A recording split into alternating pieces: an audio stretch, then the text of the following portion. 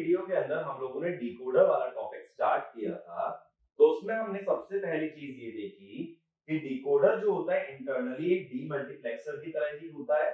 बस जो डीमल्टीप्लेक्सर का इनपुट हुआ करता था वो डिकोडर में एक एनेबल सिग्नल बन जाता है और depending upon decimal value of input हमारा one of the output enable हो जाता है। डिकोडर का जनरली नेमिंग कैसा होता है, n cross 2 to the power n decoder होता है जिसमें n इनपुट लाइंस होती हैं और 2 की पावर n आउटपुट लाइंस होती हैं। अब हमने ये देखा था कि दो तरह के सिग्नल होते हैं, एक्टिव हाई और एक्टिव लो, जैसे कि पॉजिटिव लॉजिक और नेगेटिव लॉजिक। एक्टिव हाई में हम ये बोलते हैं कोई सिग्नल एक्टिवेट तब होता है जब उसकी वैल्यू लॉजिक 1 होती है। एक्टिव लो में कोई सिग्नल एक्टिवेट तब होता है जब उसकी वैल्यू लॉजिक 0 होती है। तो हमने एक्टिव हाई डिकोडर्स की बात की थी लास्ट वीडियो के अंदर, जिसमें हमने बोला था कि किसी भी इनपुट कॉम्बिनेशन के लिए एट अ टाइम एक आउटपुट 1 होगा और बाकी सारे आउटपुट होंगे 0। इसके अलावा हमने ये देखा डिकोडर का हर आउटपुट एक मिनटर्म को रिप्रेजेंट करता है। जैसे 2 क्रॉस 4 डिकोडर में y0 जो है वो m0 है, y1 m1, y2 m2 और y3 m3। इसी तरीके से मिनटर्म्स का सम लेके कोई भी लॉजिक एक्सप्रेशन को इंप्लीमेंट किया जा सकता है। तो decoder can be used to implement any logic expression. और इसी पे बेस मैंने एक क्वेश्चन भी दिया था लास्ट लेक्चर के एंड में कि हमें एक फंक्शन इंप्लीमेंट करना है f a b c equal to a plus b। मैंने ये बोला था जितने इनपुट वेरिएबल होते हैं उतने ही इनपुट टर्मिनल होने चाहिए डिकोडर के अंदर, तभी कोई लॉजिक फंक्शन इंप्लीमेंट हो सकता है। तो यहाँ कौन सा डिकोडर लगेगा, 3 क्रॉस 8। लेकिन उसका यूज करने से पहले इसे कैनोनिकल एसओपी में कन्वर्ट करना जरूरी है। तो देखो कैसे करोगे। मैंने बताया था मिन टर्म्स निकालने का एक आसान तरीका है। यहाँ a को तो 1 रखोगे क्योंकि a है, a बार होता तो 0। b और c कुछ भी हो सकते हैं तो xx। यहाँ a प्रेजेंट नहीं है तो x, b और c होंगे 1 1। अब देखो कौन कौन से मिन टर्म आ गई, 0 1 1 यानी कि 3, 1 0 0 4, 1 0 1 5, 1 1 0 6, 1 1 1 7। तो ये 5 मिन टर्म इसके अंदर ऐड हो रही हैं, 3 4 5 6 7। और हमें पता है डिकोडर का हर आउटपुट क्या होता है, मिन टर्म को रिप्रेजेंट करता है। तो मैं 3 क्रॉस 8 डिकोडर बना लेता हूं, ठीक है। तो इसके अंदर 3 इनपुट हो जाएंगे, I2, I1, I0 और एक एनेबल इनपुट जो कि रखना पड़ेगा 1 ताकि एनेबल्ड रहे। एनेबल एक्टिव लो भी ले सकते हो तब उसे 0 रखना पड़ेगा। अब यहाँ हमारे पास आउटपुट होंगे y0, y1, y2, y3, y4, y5, y6 और y7। तो ये 8 आउटपुट की लाइन चली जाएंगी।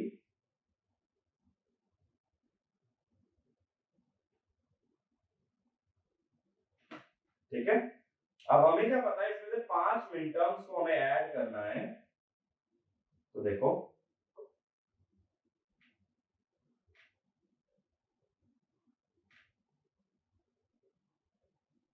3 4 5 6 7 वाली मिन टर्म्स में ले आया, सम करने का मतलब और गेट लगाना है और ये आ गया function f।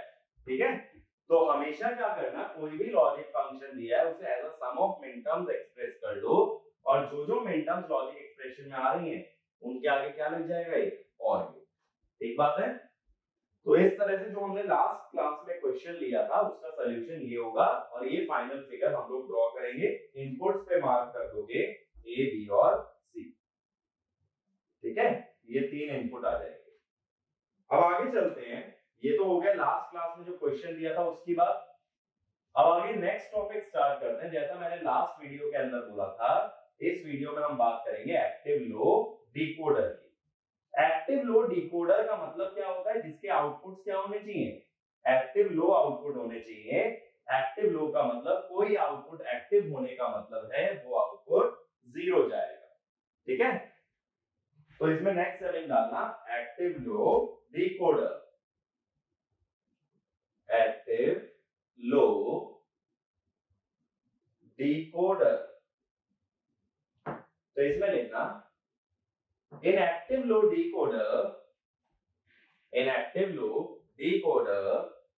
whenever inactive low decoder whenever any output is activated, whenever any output is activated, the value of that output terminal, whenever any output is activated, the value of that output terminal is zero, and rest of the outputs are one, and rest of the outputs are one. जैसे देखो 2x4 decoder की बात करें, अगर 2x4 में कितने input होते हैं? दो इनपुट होते हैं हमेशा, I1 I0, ये दो इनपुट हो गए।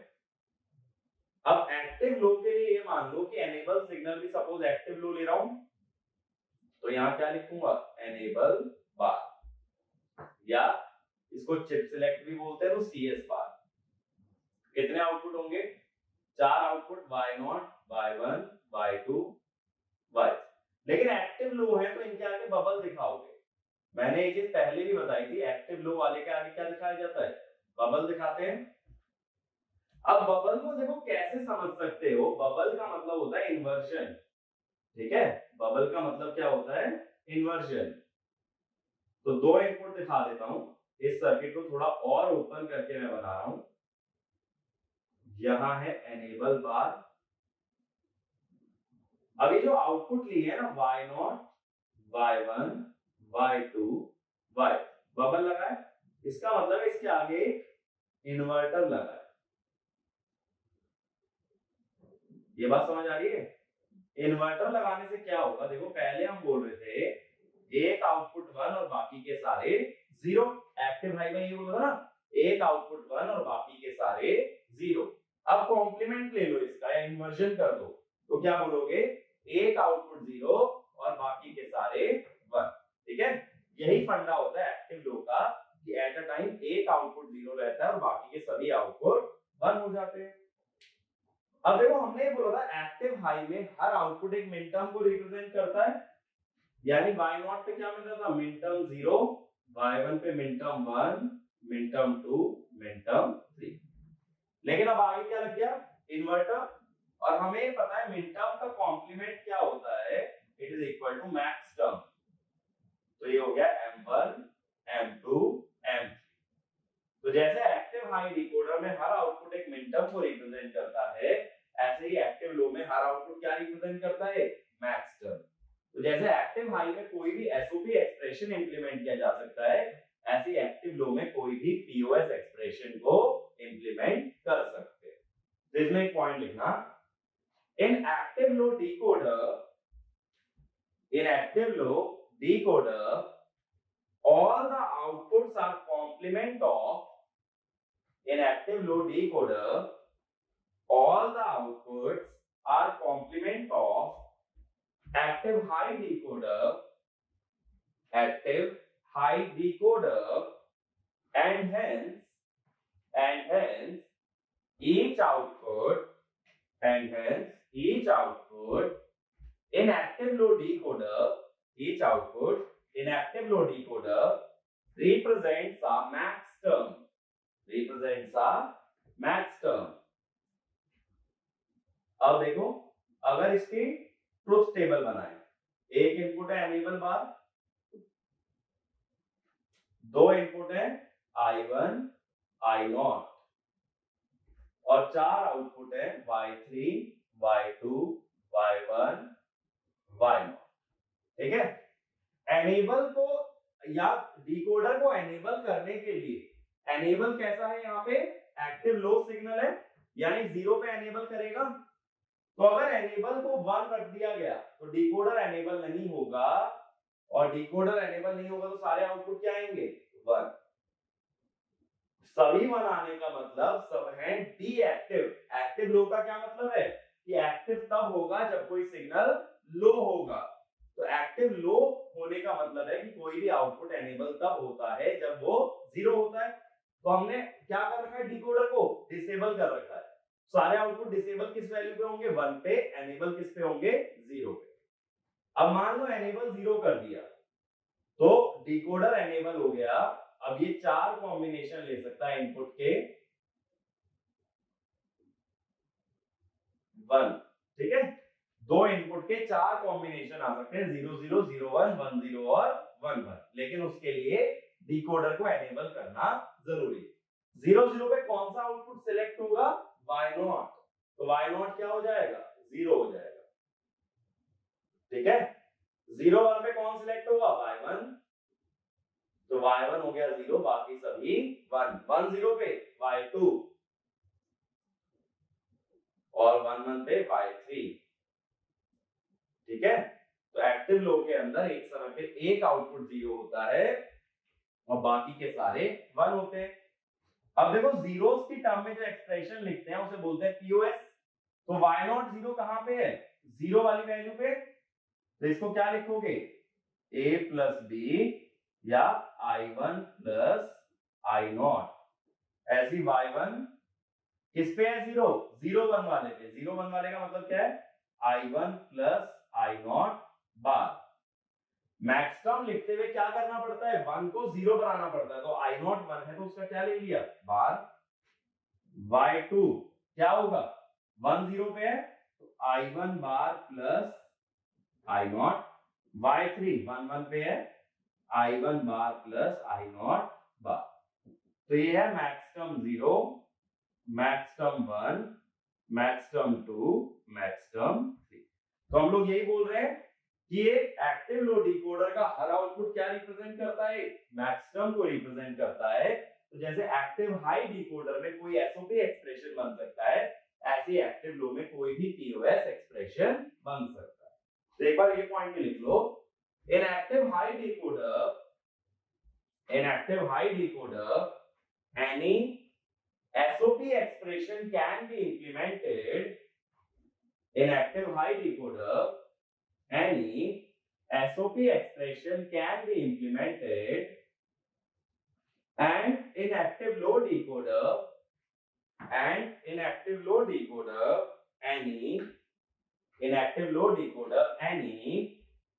POS expression can be implemented.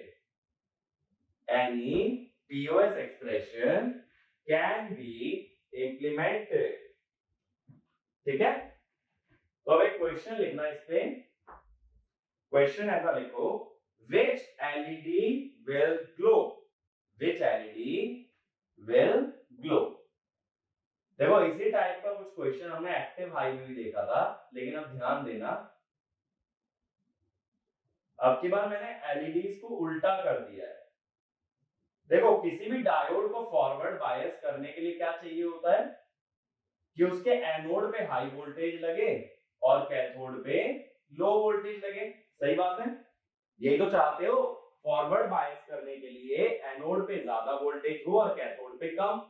अब एक्टिव लो क्या करता है आउटपुट को जीरो करता है, यानी आउटपुट को लो करता है। लो कहां लगना चाहिए कैथोड पे, इसीलिए आउटपुट से क्या जोड़ रहे हैं कैथोड।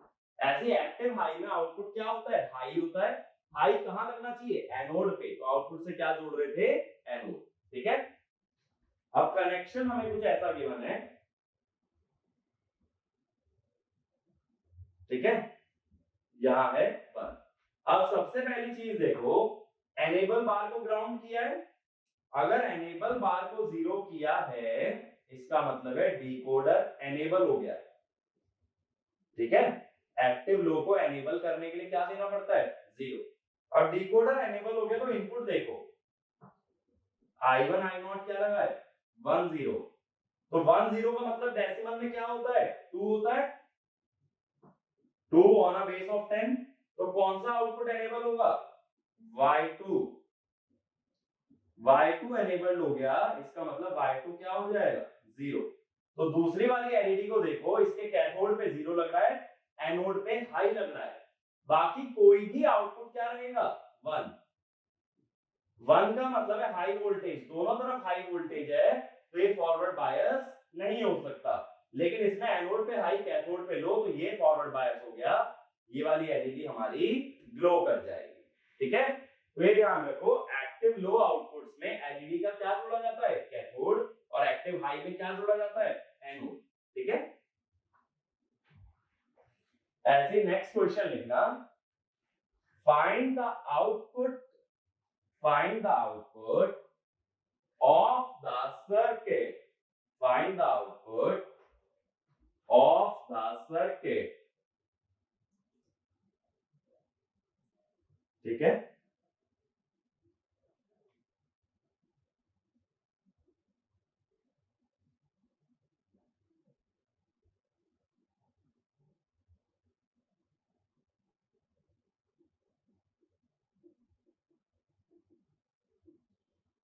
ये मैंने एक्टिव लो डिकोडर लिया है।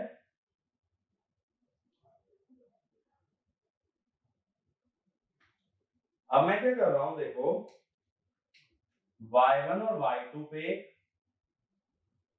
एंड गेट कनेक्ट करके दे रहा हूं, और Y0 और Y3 पे एक नैंड गेट कनेक्ट करके दे रहा हूं।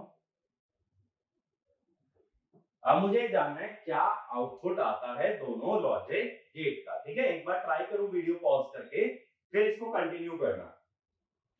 ठीक है, तो सॉल्यूशन देखते हैं। पहले तो एनेबल बार को सपोज मुझे ग्राउंड करना पड़ेगा, तभी ये डिकोडर चल सकता है, अदरवाइज ये डिकोडर काम नहीं करेगा। अब इसके अंदर देखो क्या होता है, हर आउटपुट पे क्या आती है, मैक्स टर्म। तो यहां आ रहा है capital M1, M2, M0, M3।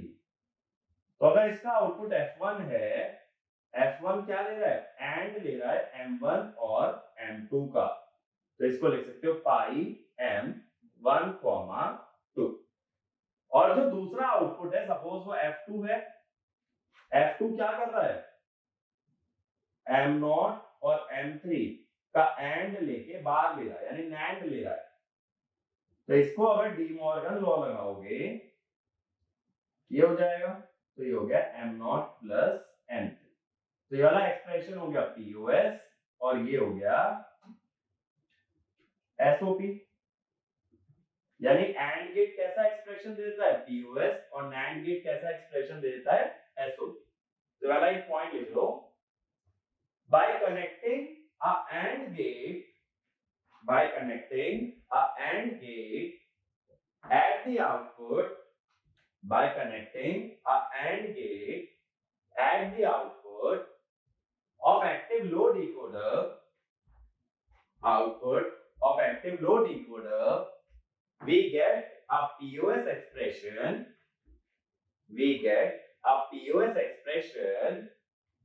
and with the help of NAND gate,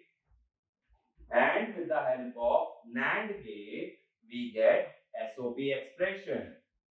With the help of NAND gate, we get SOP expression. ऐसे ही देखो, हमने ये बोला था एक्टिव हाई डिकोडर में अगर OR गेट लगता है तो क्या देता है, SOP, और अगर NOR गेट लगता है तो क्या देता है, POS। ये चीज देखो मैं यहां भी प्रूव कर सकता हूं, वो कैसे, NAND गेट को एक और नाम से जानते हैं, बबल्ड OR। ऐसे तो लिख सकते हो NAND गेट को कि इनपुट बबल करके क्या लगा दिया, और अब देखो बबल से बबल कैंसिल हो गया, अगर बबल आउटपुट का कैंसिल हो गया, ये क्या बन गया, एक्टिव हाई। एक्टिव हाई में OR गेट लगने से क्या बनता है, SOP।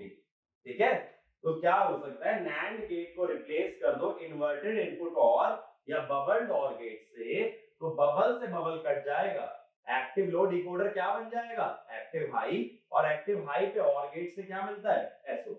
तो बातें दोनों सेम है, एक्टिव हाई में OR गेट से SOP, NOR गेट से POS।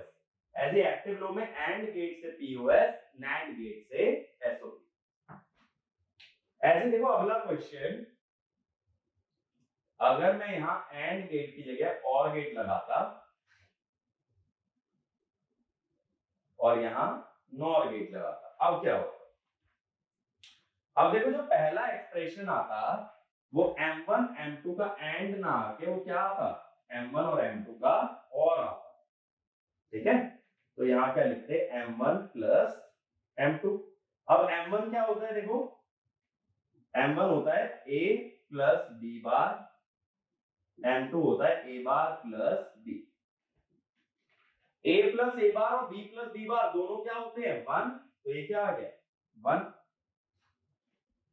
ऐसे इधर क्या आता M0 प्लस M3 का बार, नॉर गेट क्या करता है और लेके इन्वर्जन।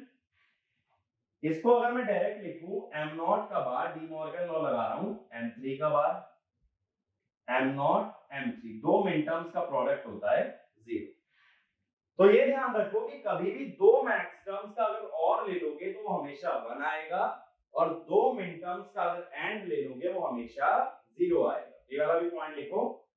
बाय कनेक्टिंग और gate, by connecting OR gate at the output of active low decoder, OR gate at the output of active low decoder, we get 1, and by connecting a NOR gate, we get 0. By connecting a NOR gate, we get 0. तो अब देखो इस चीज को मैं summarise कैसे कर सकता हूं। मेरे पास इसको रट के जाने की जरूरत नहीं है, मेरे पास दो तरह के डिकोडर हैं। कौन कौन से दो टाइप के डिकोडर हैं, एक्टिव हाई और एक्टिव लो, ये दो टाइप के डिकोडर हैं, ठीक है। अब इसके अंदर कौन कौन से गेट मैं जोड़ सकता हूं, और, nor and net. Active high में और जोड़ने से मिलता है एसओपी, और नॉर जोड़ने से मिलता है एसओपी का कॉम्प्लीमेंट यानी पीओएस। एंड जोड़ने से मिलता है 0, नैंड जोड़ने से मिलता है 1। एक्टिव लो में और जोड़ने से 1, नॉर जोड़ने से 0, एंड जोड़ने से पीओएस और नैंड जोड़ने से एसओ। तो इस तरह के एक्सप्रेशन आते हैं डिपेंडिंग अपॉन कि कौन सा गेट हमने कनेक्ट किया है एट द आउटपुट। लेकिन ये रट के जाने की जरूरत नहीं है, याद करो मैंने लॉजिक गेट के अंदर ये भी बताया था जब हमने मिनटर्म्स वाली बात की थी कि अगर मिनटर्म्स के ऊपर एंड गेट लगेगा तब क्या होगा, और गेट लगेगा तब क्या होगा, एक्सऑर लगेगा तब क्या होगा।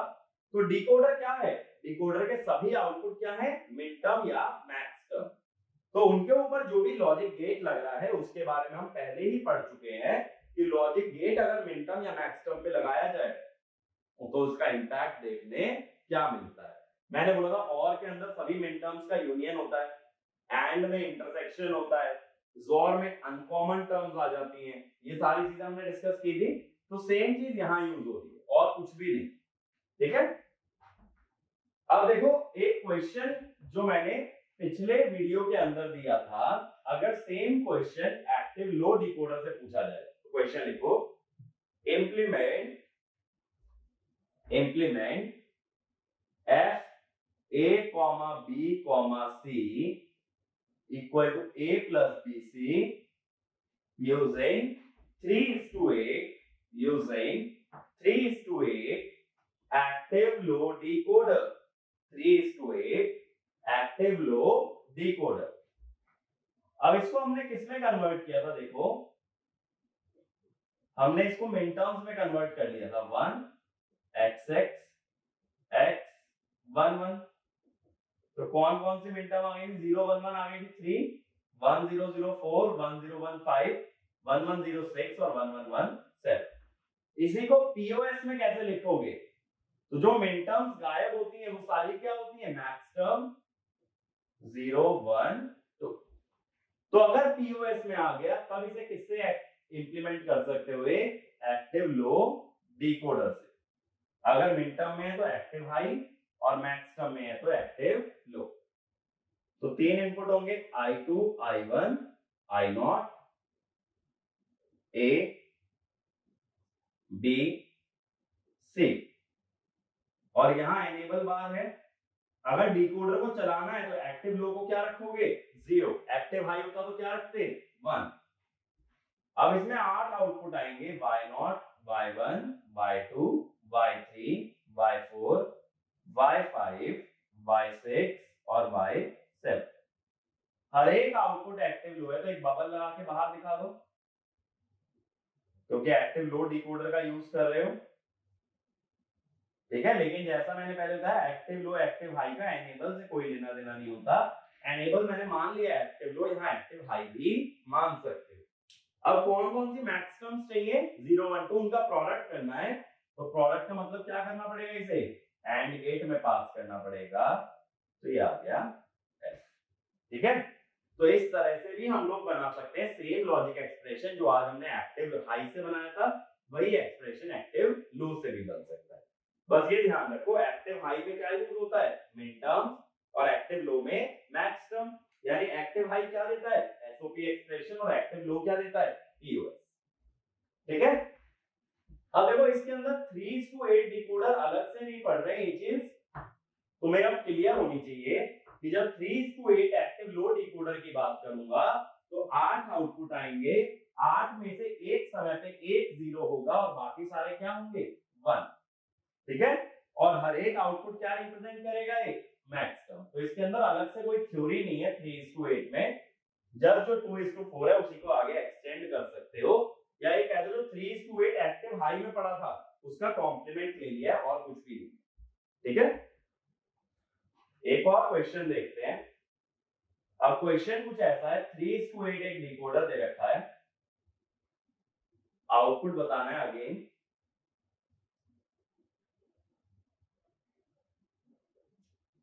ये हमारे पास एक 3:8 डिकोडर है, 3 इनपुट है इसके, I2 I1 I0, ठीक है। 3 इनपुट कनेक्टेड है A B C, इसके 8 आउटपुट है, Y0 Y1 Y2 Y3 Y4 Y5 Y6 Y7, ठीक है। इनके आगे बबल नहीं दिखाया, माने कौन सा डिकोडर है, एक्टिव हाई डिकोडर की बात हो रही है। ये एक एक्सओर गेट लगा,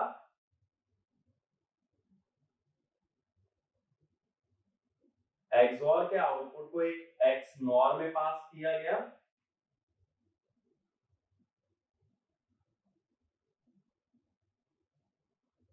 और एक्सनॉर के आउटपुट को एक नॉर गेट में पास किया गया।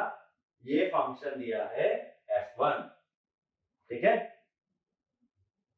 अब ये Y4 और Y5 को एक एक्सनॉर में पास किया, ठीक है। 6 और 7 को एक एक्सओर में पास कर रहा हूं, ठीक है। और बाद में ये दोनों किस में जा रहे हैं, ये एक एक्सनॉर गेट में जा रहे हैं, और ये है F2। मुझे F1 और F2 बताना है in terms of min term और मैक्स टर्म। इसमें वाला पॉइंट क्वेश्चन बना के लिख लो, express F1 and F2 as a sum of min-terms or product of max term, ठीक है भाई। तो स्टार्ट करें क्वेश्चन। तो अगर अटेम्प्ट करना चाहते हो, जो कि बेटर तरीका है कि पहले खुद अटेम्प्ट करो, तो वीडियो को एक बार पॉज करो, और अगर अटेम्प्ट कर चुके हो तो हम लोग आगे देखते हैं।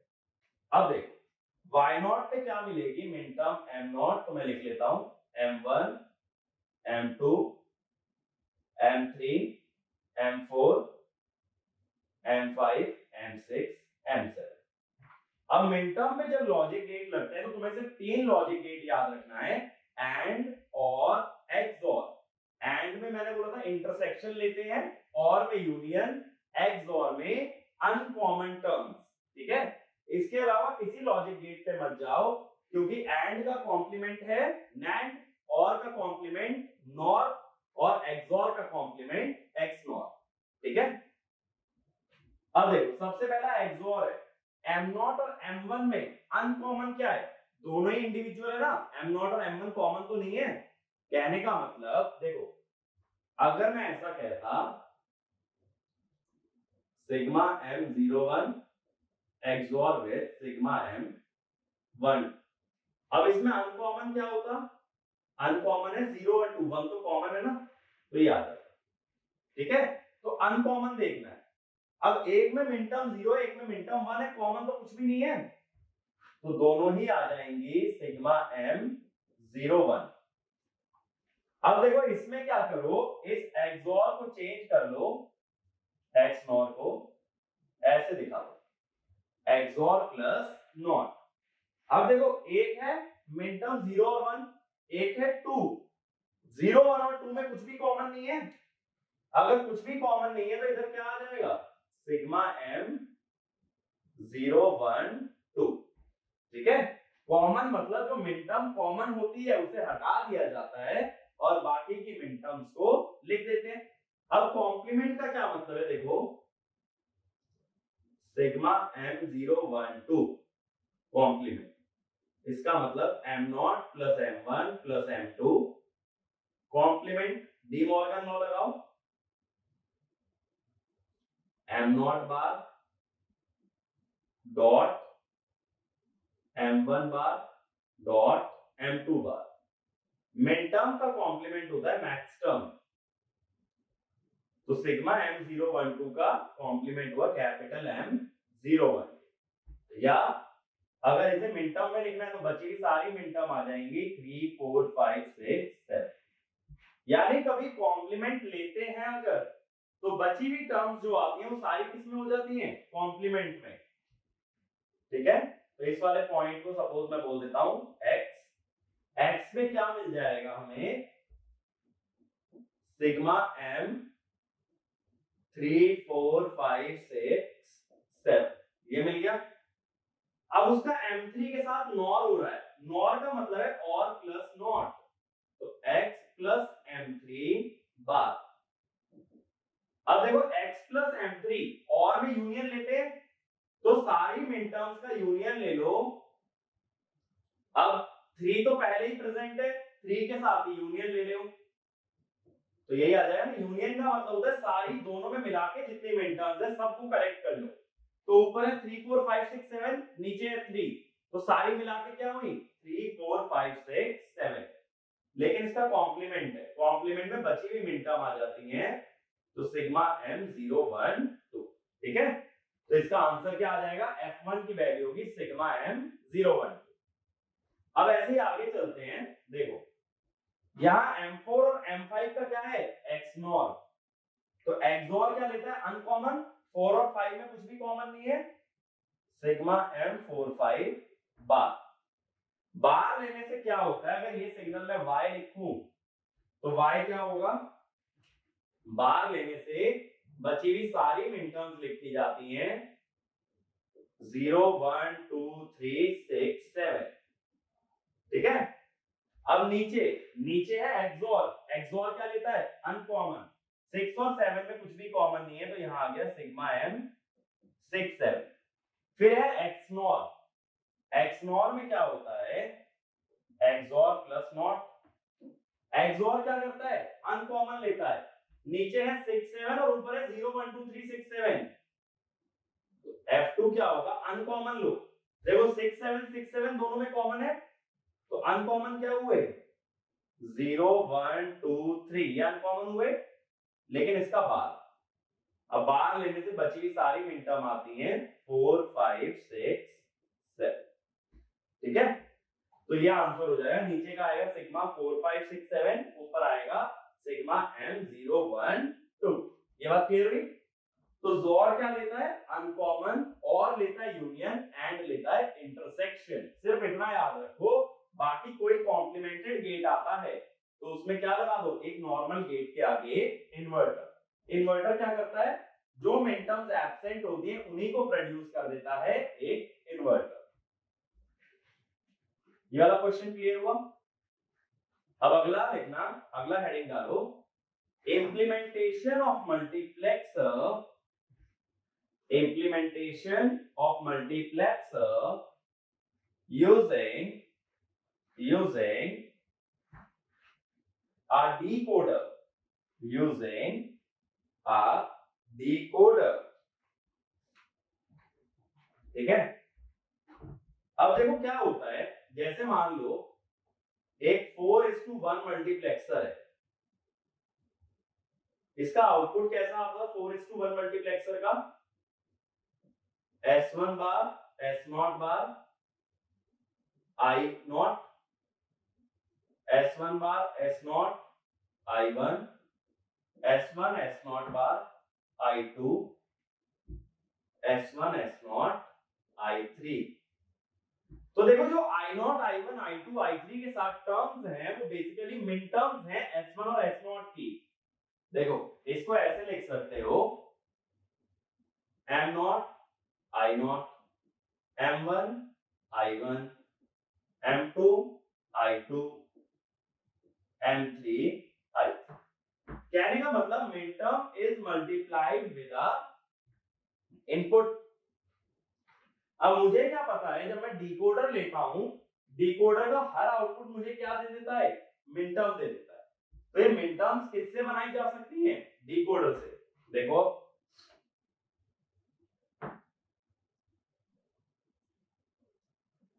एक 2:4 डिकोडर ले लो, मिन टर्म के लिए एक्टिव हाई ले रहा हूं मैं। पहला इनपुट लो S1, दूसरा इनपुट लो S0, क्योंकि मिन टर्म्स किसके टर्म में बननी है? S1 और S0। अब मेरे पास चार आउटपुट हैं, Y0, Y1, Y2, Y। अब यहां से हमें मिन टर्म मिलेंगी M0, M1, M2, M3। अब जो भी मिन टर्म आती है उसके करस्पॉन्डिंग इनपुट कहां पहुंचना चाहिए? आउटपुट पे। तो देखो हम क्या करते हैं, इस मिन टर्म को लगाते हैं ट्राई स्टेट बफर में।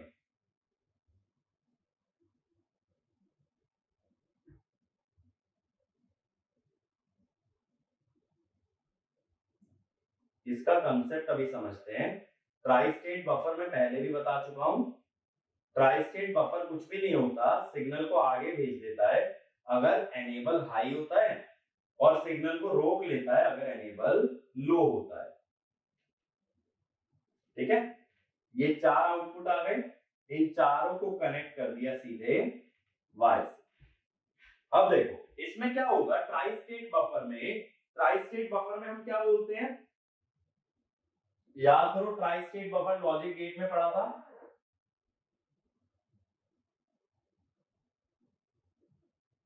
ऐसा था, अगर एनेबल 1 हुआ तो y पे a जाएगा, एनेबल अगर 0 हो गया तो y इक्वल टू z, जिसको बोलते हैं हाई इंपेडेंस, ओपन सर्किट हो जाता है।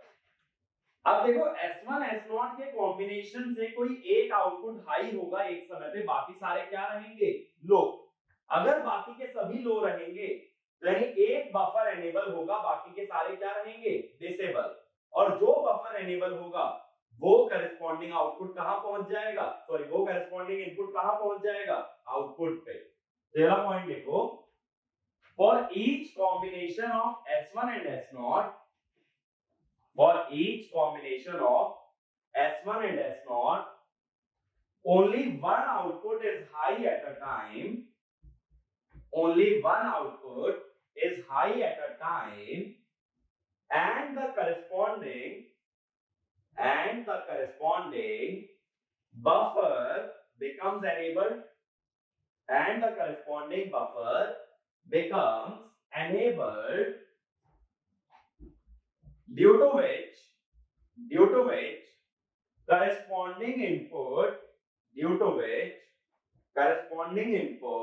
passes to the output, corresponding input passes to the output। देखो अब इसके अंदर क्या होगा,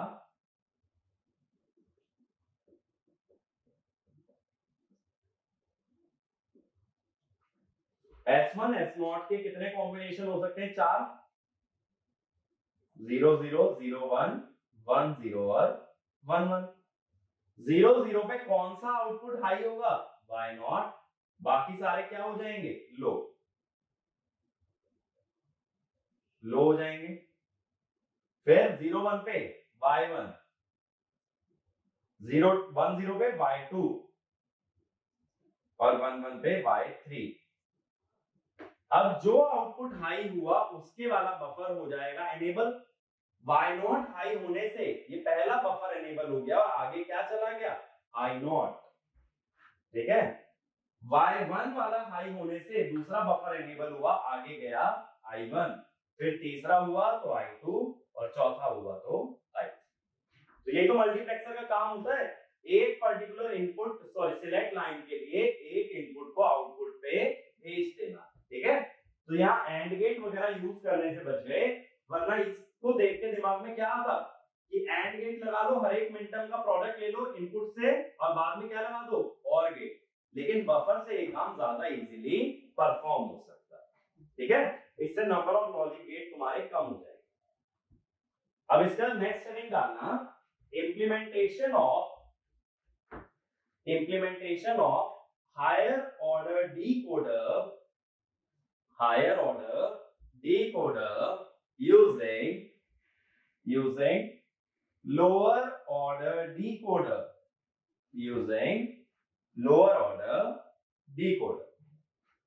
अब यही चीज हमने डीमल्टीप्लेक्सर में भी की थी, higher order demultiplexer using lower order demultiplexer. यही चीज मल्टीप्लेक्सर में भी की थी। सिंपल तरीका क्या बताया था कि हमें सक्सेसिव डिवीजन करना पड़ता है, सेम चीज यहां करेंगे, सक्सेसिव डिवीजन करेंगे। तो इसमें देखो just like demultiplexer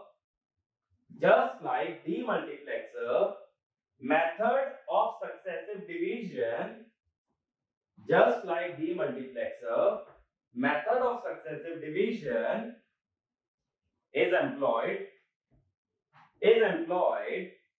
based on the number of output देखो जैसे 4:16 डिकोडर अगर बनाना है using 2:4 डिकोडर, ठीक है, तो यहाँ आउटपुट कितने हैं 16 और पहले वाले में कितने हैं 4। तो सक्सेसिव डिवीजन करोगे तो सही, लेकिन आउटपुट को लेके 16/4 कितना आया 4 और फिर 4/4 कितना आया 1। तो इसमें जैसे डीमल्टीप्लेक्सर में था, यहां सेकेंड स्टेज यूज होगी और यहां फर्स्ट स्टेज। ठीक है, डीमल्टीप्लेक्सर में भी तो उल्टा चल रहा था, नीचे वाली को फर्स्ट स्टेज बोलते हैं और ऊपर जाते आते आगे वाली स्टेजेस आती हैं। देखो कैसे बनाओगे, पहले 2:4 डिकोडर लोगे और इसमें कौन से इनपुट लोगे, इसके अंदर लेना पड़ेगा हमें, कौन से इनपुट ले भाई, लीस्ट वाले या हाईएस्ट प्रायोरिटी वाले, इसके अंदर लिए जाएंगे कौन से, एक बार सोचो डीमल्टीप्लेक्सर में हमने क्या यूज किया था, लेस प्रायोरिटी या हाई प्रायोरिटी। तो देखो पहले हमें पहली स्टेज में कितने डिकोडर लगाने हैं, एक डिकोडर लगाना है। ठीक है, एक डिकोडर में कितने आउटपुट आएंगे 4। ठीक है, अब इसके अंदर हम क्या करते हैं, इसके अंदर हम लगाते हैं एमएसबी, यहां एलएसबी और यहां एमएसबी। याद करो डीमल्टीप्लेक्सर में भी ऐसे ही हुआ था। तो यहां पे जो दो इनपुट हैं, यहां पे कौन से लगाओगे, I3 और I2, ये दो इनपुट लगे जो एमएसबी वाले, इस स्टेज की बात कर रहा हूं फर्स्ट स्टेज की, और इसका एनेबल रख दो हाई, ये एनेबल कर दिया हाई। अब क्या करोगे, इसके अगली स्टेज में कितने डिकोडर आने हैं, 4 आने हैं ना, 1 2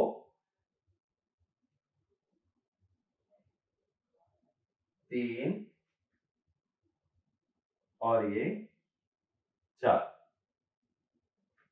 ठीक है, हर एक के अंदर क्या होगा, एक एनेबल इनपुट होगा।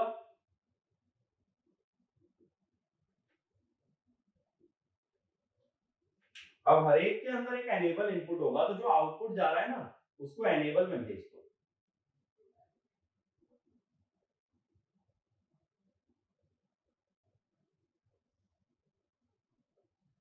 ठीक है, मतलब पहली स्टेज का जो आउटपुट है वो अगली स्टेज के लिए क्या बनता है, एनेबल बनता है। ये तो डीमल्टीप्लेक्सर में भी हुआ था। अरे भाई डीमल्टीप्लेक्सर में एनेबल की जगह क्या था, इनपुट था, तो जो आउटपुट था वो इनपुट में लग रहा था। ठीक है, सिलेक्ट लाइन अलग थी, यहाँ इनपुट को किसका नाम दिया, एनेबल का, तो जो आउटपुट है वो किसमें जा रहा है, एनेबल में। अब यहाँ इनपुट में क्या लगेगा, यहां लगेंगी लेस वाली बिट्स, I1 I0, फिर इधर से भी I1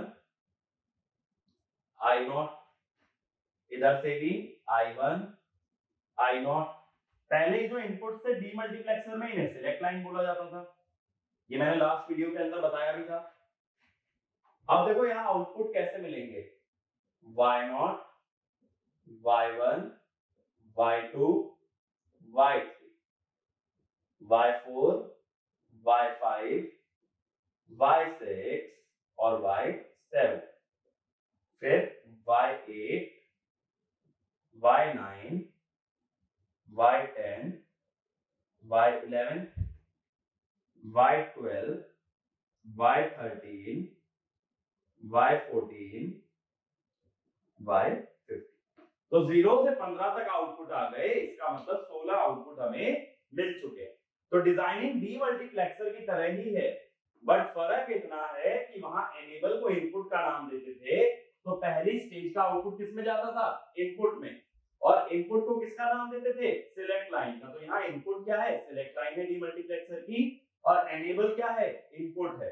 तो पहली स्टेज का आउटपुट दूसरी स्टेज में एनेबल में लगेगा। अब देखो काम कैसे करेगा, मान लो 0 0 है, तो कौन सा आउटपुट हुआ, high, Y0।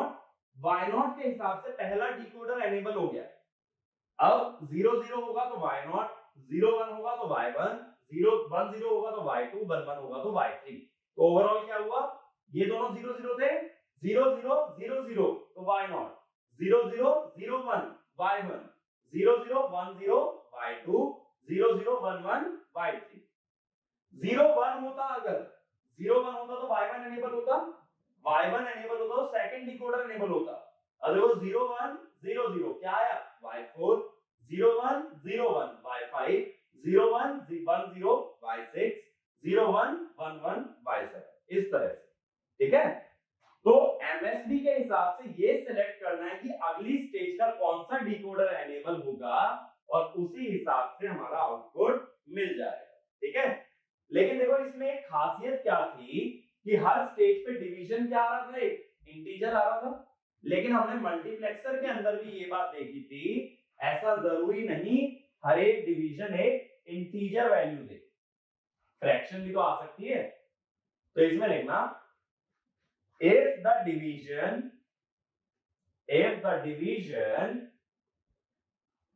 or if the final division yields a fraction, then in first stage instead of a decoder we use a inverter with MSB as the input.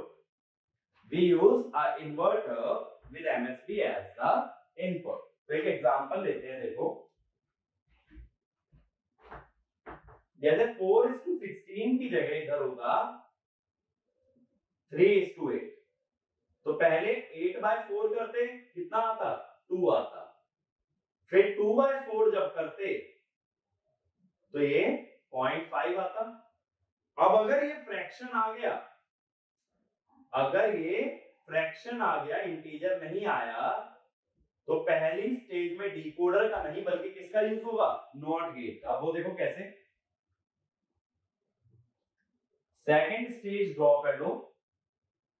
Second stage में कितने डिकोडर आ रहे हैं, 2 आ रहे हैं ना, 8/4 से 2 decoder लगा। इसका आउटपुट जैसे Y0, Y1, Y2, Y3, अगले वाले में से क्या ले लोगे, Y4, Y5, Y6, Y7, 8 output आ गए।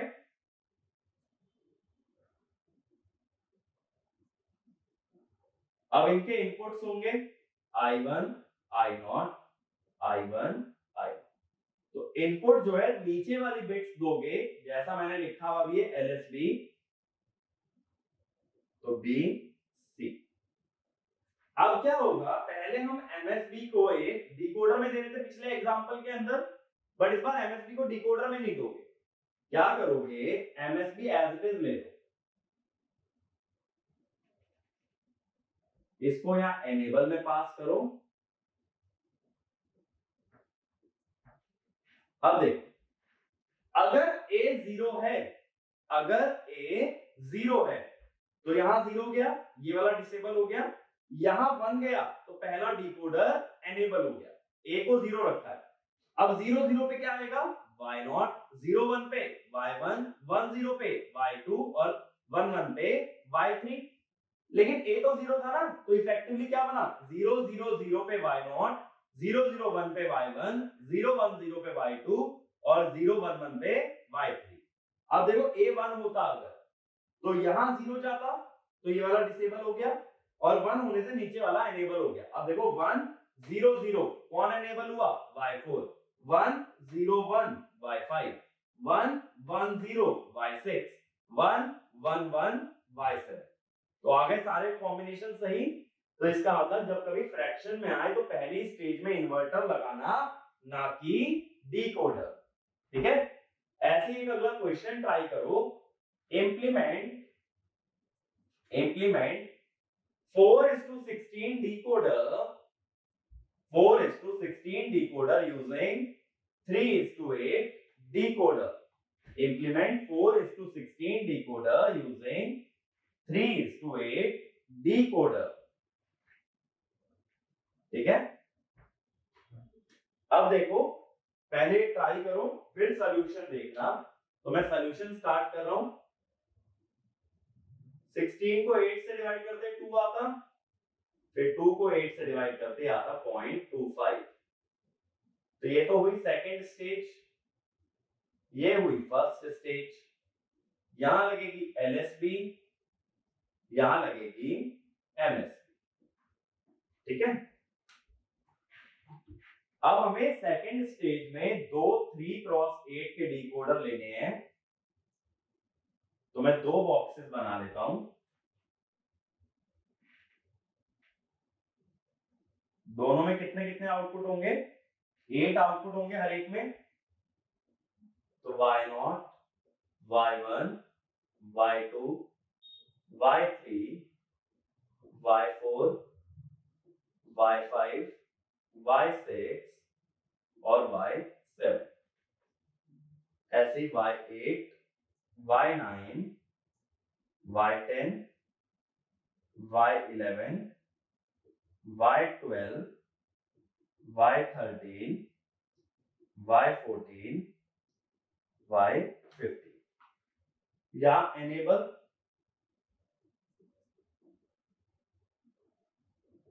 I2, I1, I0, I2, I1, I। तो सेकंड स्टेज में जो इनपुट है वो तो LSB होंगे, जैसे ABCD है तो LSB कौन सी है इसमें, या लेस सिग्निफिकेंट बिट कौन सी है, BCD। ये मत सोचना लीस्ट बिट की बात कर रहा हूं, 3 चाहिए तो 3 नीचे वाली लो।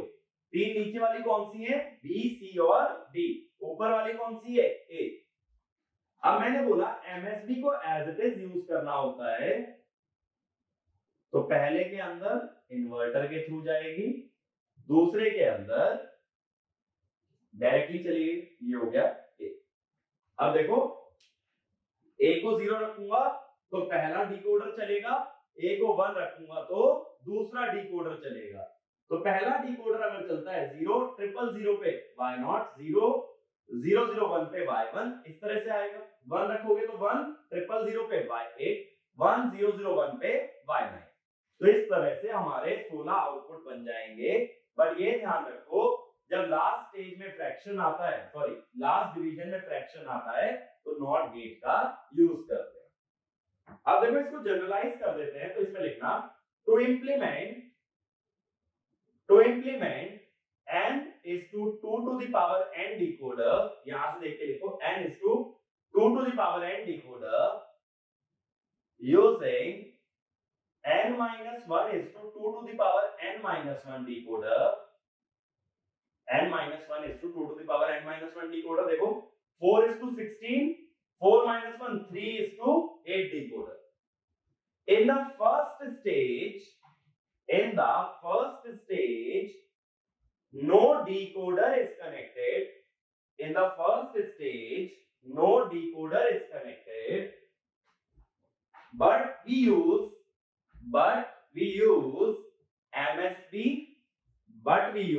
MSB, in normal and complemented form.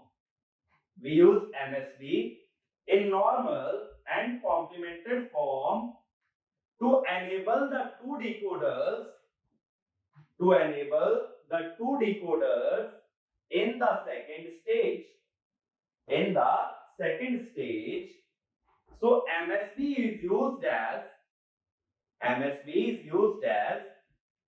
input. And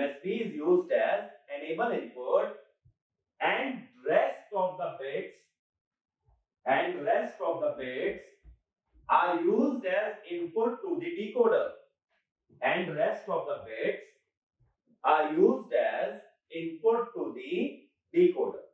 ठीक बात है? ये चीज क्लियर हुई? वाला केस अगर जनरलाइज कर दें तो जब फर्स्ट स्टेज के अंदर डिकोडर ना लगा पाओ तो किसका यूज करना पड़ता है? इन्वर्टर का, एनेबल करने के लिए अलग अलग डिकोडर्स। ठीक है,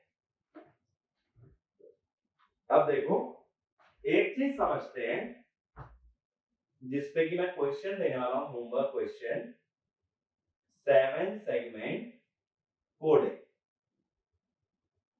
अब देखो 7 सेगमेंट डिस्प्ले कैसा होता है, बहुत जगह देखा होगा। जो डिजिटल डिस्प्ले आजकल दुकानों के बाहर लगे रहते हैं, देखा है कि नाम दुकान का बार बार ऐसे ऑसिलेट करता रहता है, कभी लेफ्ट जाएगा कभी राइट जाएगा, उसे बोलते हैं 7 सेगमेंट डिस्प्ले। उससे भी ज्यादा कॉमनली तुम्हारे कैलकुलेटर के अंदर, अगर normal calculator, offline calculator use करते हो, उसकी हर डिजिट है 7 सेगमेंट डिस्प्ले। 7 सेगमेंट डिस्प्ले कैसा होता है, देखो कुछ इस टाइप का नंबर होता है। इसमें हर एक एलईडी है। एलईडी को नाम दे देता हूं। कितनी एलईडी हुई? 7 हुई, इसीलिए बोल रहे हैं 7 सेगमेंट। अब देखो इसमें अगर 1 करना है, 1 डिस्प्ले करना है, तो 1 ऐसे हो जाएगा। तो कौन कौन सी एलईडी जलानी पड़ेगी? बी और सी। बाकी सबको ऑफ रखोगे। 2 बनाना है,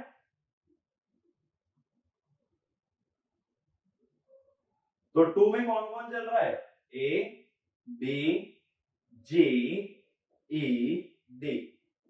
ये 1 हो गए। ठीक है, ऐसे ही 3 बनाना है। कौन कौन 1 होगा? एफ और ई को छोड़ के सारे। ए, बी, सी, डी, जी। ठीक है, ए, बी, सी, डी, जी, ये हो गए 1। इस तरह से कोई भी नंबर डिस्प्ले कर सकते हो उस पर्टिकुलर एलईडी को ऑन करके। तो कहां तक नंबर आ सकते हैं भाई? 0 से लेकर के 9 तक। अब 0 से 9 तक नंबर और कहां आते हैं? 0 से 9 तक नंबर आते हैं हमारे बीसीडी कोड में। तो क्वेश्चन ऐसा है, क्वेश्चन लिखो, determine the truth table for BCD to 7 segment decoder। BCD to 7 segment decoder। तो BCD में 0 से 9 तक नंबर दिखाने के लिए कितनी बिट्स का यूज करोगे? 4। तो 4 इनपुट लेने हैं जो 4 बिट्स हैं BCD की, और आउटपुट कितने होंगे? 7। तो तुम्हें हर इनपुट के लिए बताना है कौन कौन सी एलईडी ऑन होगी, तो वो आउटपुट को 1 रखोगे, और जो ऑफ होंगी उन आउटपुट को 0 रखोगे। तो एक ऐसी ट्रुथ टेबल बनानी है जो 0 से 9 तक नंबर्स को बीसीडी में कोड कर रही है और इधर करस्पॉन्डिंग एलईडीज को ऑन कर रही है। ठीक है, तो उसे बोलते हैं बीसीडी टू 7 सेगमेंट डिकोडर। ऐसा भी डिकोडर बनाया जाता है अगर तुम्हें किसी भी नंबर को 7 सेगमेंट डिस्प्ले पे दिखाना है, तो बीच में एक डिकोडर लगेगा, बीसीडी टू 7 सेगमेंट डिकोडर। उसकी ट्रुथ टेबल लिखना। उसकी ट्रुथ टेबल टेबल को हम लोग अगली क्लास में डिस्कस करेंगे और अगली क्लास में हम साथ ही में देखेंगे डिकोडर का जो इन्वर्जन होता है, जो इससे उल्टी डिवाइस है जिसे कहते हैं एनकोडर। तो एनकोडर की बात करेंगे अगली क्लास के अंदर और इस प्रॉब्लम का हम लोग सॉल्यूशन डिस्कस करेंगे। ठीक है, तो डिकोडर के अंदर इतना ही होता है। तो डिकोडर पे बेस्ड प्रॉब्लम्स को प्रैक्टिस कर सकते हो या फिर एनकोडर और कवर करने के बाद डिकोडर और एनकोडर की कंबाइंड प्रॉब्लम सारी टैकल कर सकते हो। ठीक है, तो इस लेक्चर के अंदर इतना ही। Thank you.